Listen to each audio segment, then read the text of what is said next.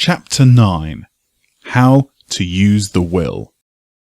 To set about getting rich in a scientific way, you do not try to apply your willpower to anything outside of yourself. You have no right to do so anyway.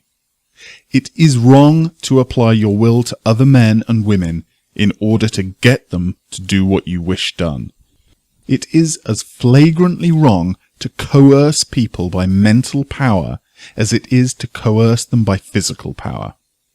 If compelling people by physical force to do things for you reduces them to slavery, compelling them by mental means accomplishes exactly the same thing. The only difference is in methods. If taking things from people by physical force is robbery, then taking things by mental force is robbery also. There is no difference in principle. You have no right to use your willpower upon another person, even for his own good, for you do not know what is for his good. The science of getting rich does not require you to apply power or force to any other person in any way whatsoever. There is not the slightest necessity for doing so. Indeed, any attempt to use your will upon others will only tend to defeat your purpose. You do not need to apply your will to things in order to compel them to come to you. That would simply be trying to coerce God and would be foolish and useless, as well as irreverent. You do not have to compel God to give you good things, any more than you have to use your willpower to make the sun rise. You do not have to use your willpower to conquer an unfriendly deity or to make stubborn and rebellious forces do your bidding. Substance is friendly to you, and is more anxious to give you what you want than you are to get it. To get rich, you need only to use your willpower upon yourself. When you know what to think and do, then you must use your will to compel yourself to think and do the right things. That is the legitimate use of the will in getting what you want. To use it in holding yourself to the right course. Use your will to keep yourself thinking and acting in the certain way. Do not try to project your will or your thoughts or your mind out into space to act on other people or things. Keep your mind at home. It can accomplish more there than elsewhere. Use your mind to form a mental image of what you want, and to hold that vision with faith and purpose, and use your will to keep your mind working in the right way. The more steady and continuous your faith and purpose, the more rapidly you will get rich, because you will make only positive impressions upon substance, and you will not neutralize or offset them by negative impressions. The picture of your desires held with faith and purpose is taken up by the formless and permeates it to great distance throughout the universe, for all I know.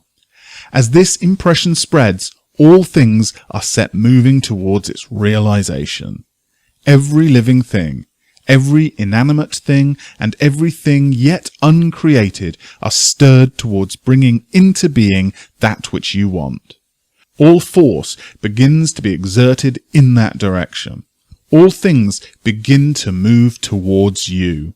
The minds of people everywhere are influenced towards doing the things necessary to the fulfilling of your desires, and they work for you unconsciously.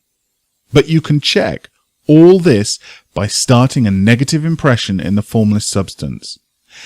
Doubt or unbelief is as certain to start a movement away from you as faith and purpose are to start one towards you.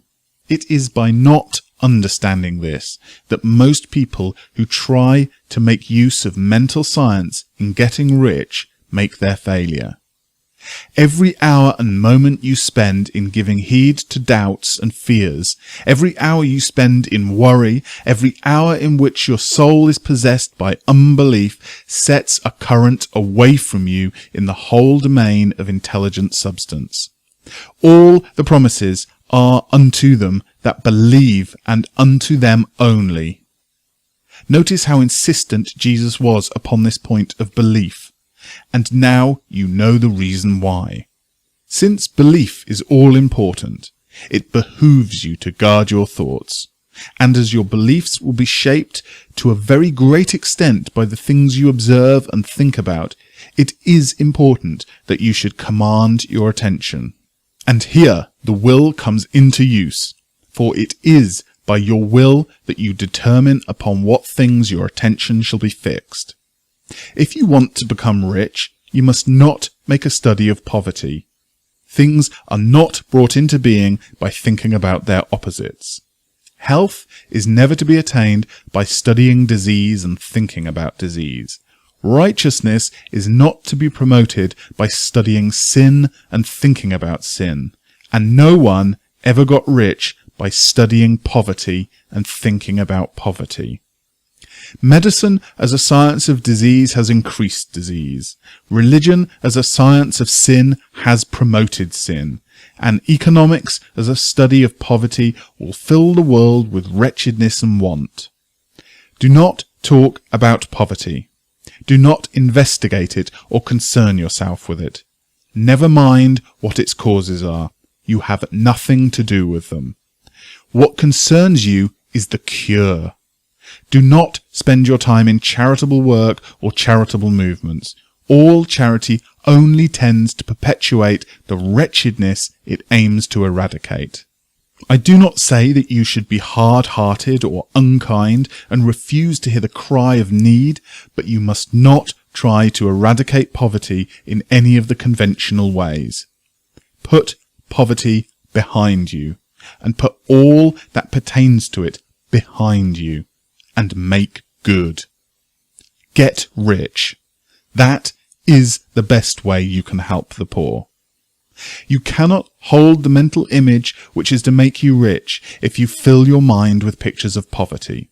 Do not read books or papers which give circumstantial accounts of the wretchedness of the tenement dwellers, of the horror of child labour, and so on. Do not read anything which fills your mind with gloomy images of want and suffering. You cannot help the poor in the least by knowing about these things, and the widespread knowledge of them does not tend at all to do away with poverty. What tends to do away with poverty is not getting the pictures of poverty into your mind, but getting the pictures of wealth into the minds of the poor. You are not deserting the poor in their misery when you refuse to allow your mind to be filled with pictures of that misery.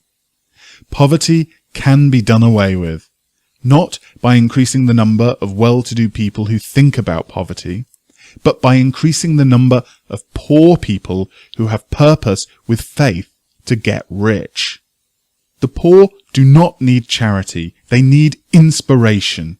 Charity only sends them a loaf of bread to keep them alive in their wretchedness, or gives them an entertainment to make them forget for an hour or two. But inspiration will cause them to rise out of their misery. If you want to help the poor, demonstrate to them that they can become rich. Prove it by getting rich yourself. The only way in which poverty will ever be banished from this world is by getting a large and consistently increasing number of people to practice the teachings of this book. People must be taught to become rich by creation, not competition. Every man who becomes rich by competition throws down behind him the ladder by which he rises and keeps others down. But every man who gets rich by creation opens a way for thousands to follow him and inspires them to do so. You are not showing hardness of heart or unfeeling disposition when you refuse to pity poverty, see poverty, read about poverty, or think or talk about it, or to listen to those who do talk about it. Use your willpower to keep your mind off the subject of poverty and to keep it fixed with faith and purpose on the vision of what you want.